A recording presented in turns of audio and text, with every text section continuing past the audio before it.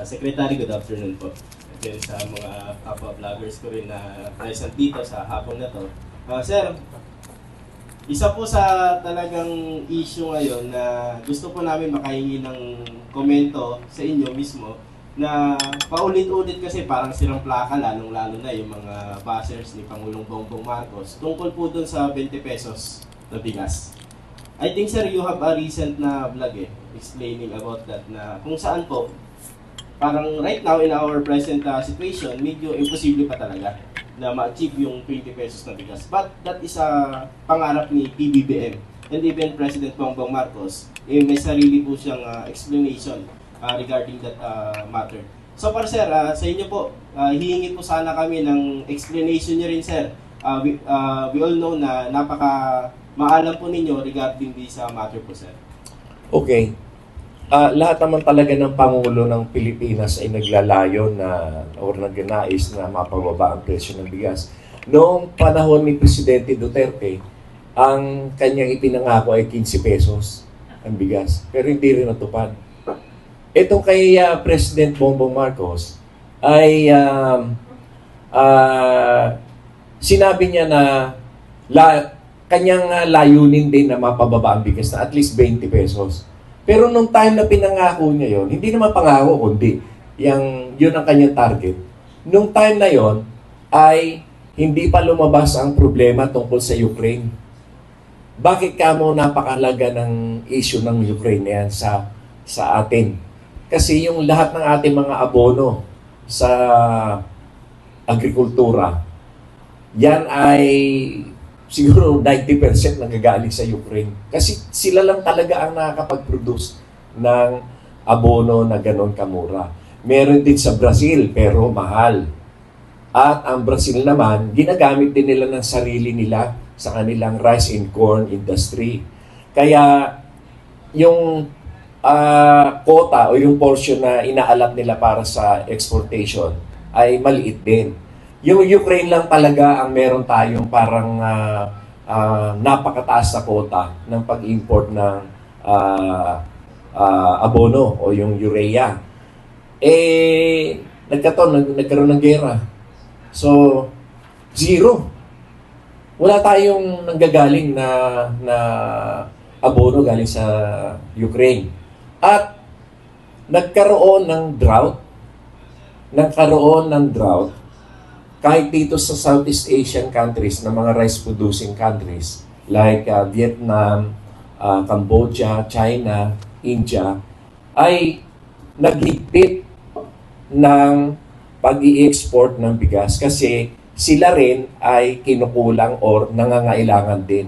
Lumalaki din yung populasyon nila at saka ang kanilang pangangailangan sa bigas ay matindi din.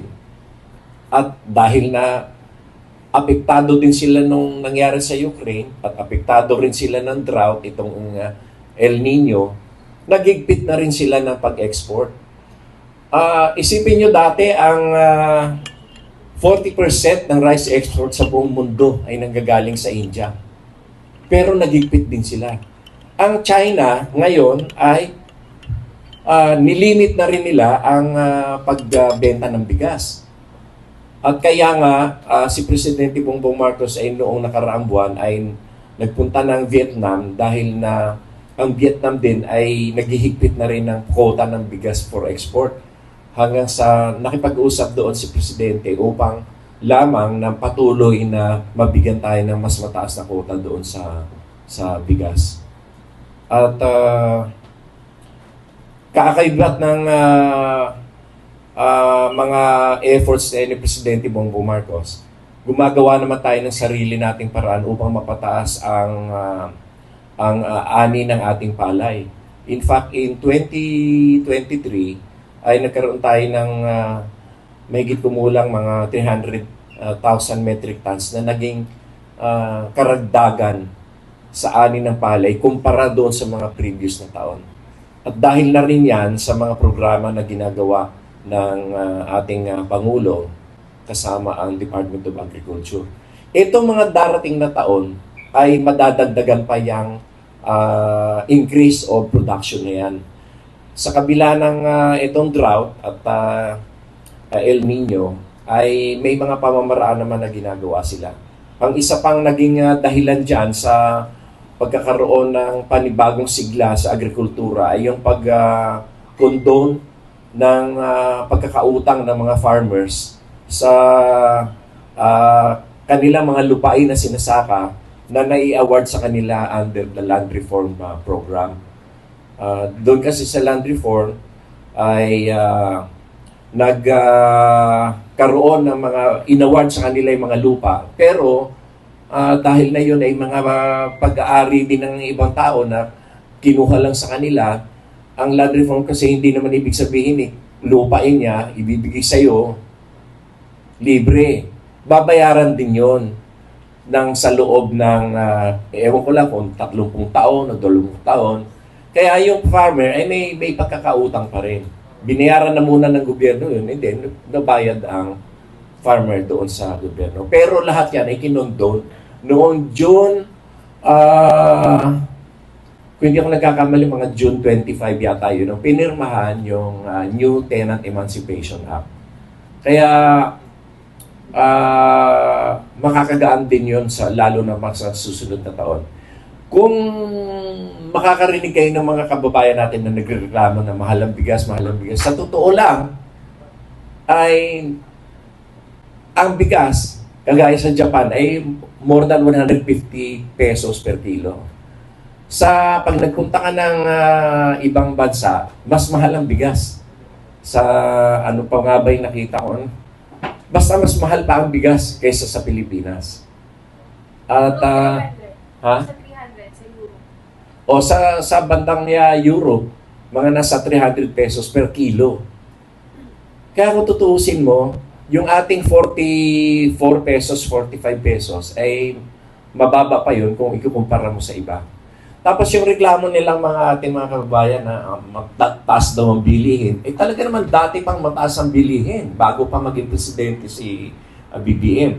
At kung ikukumpara ang bilihin dito sa atin, kumpara sa ibang bansa, mas mataas ng 3 doble ang sa kanila. Kasi ako, halos every 1 month or 2 months, nag-a-abroad ako. Inoobserbahan ko rin yung ating mga kapaligiran. Napakamahal. Kung tutuusin mo, mas mahal sa Hong Kong, mas mahal sa Singapore ang bilihin. Diyan lang yan. Kasi kinukumpara ko dito sa mga karatig bansa natin. Sa kanila nga, times 3. Ang Coke nga nila, almost 100 pesos. Pag binili mo sa tindahan. Hindi pa sa restaurant yun, ha? Ang bigas sa kanila, sa Hong Kong, is more than 160 pesos per kilo ang equivalent. Sa Singapore din, more than 150 pesos per kilo ang equivalent dito, na 1 kilo rin. Kaya, hindi natin dapat na tingnan ang isang bagay doon sa presyo ng bigas. At isa pa, nakontrol naman ang pagtataas ng presyo dahil naging 2.8% ang ating inflation rate. Ang inflation rate noong panahon ni Presidente Duterte, umabot ng 8% yan. Hanggang sa nung mag-take over si Presidente Bongbong Marcos, ay nasa 7.6 pa yan, yung inflation rate. Bumaba na lang ng bumaba dahil dito sa mga pamamaraan na ginagawa natin.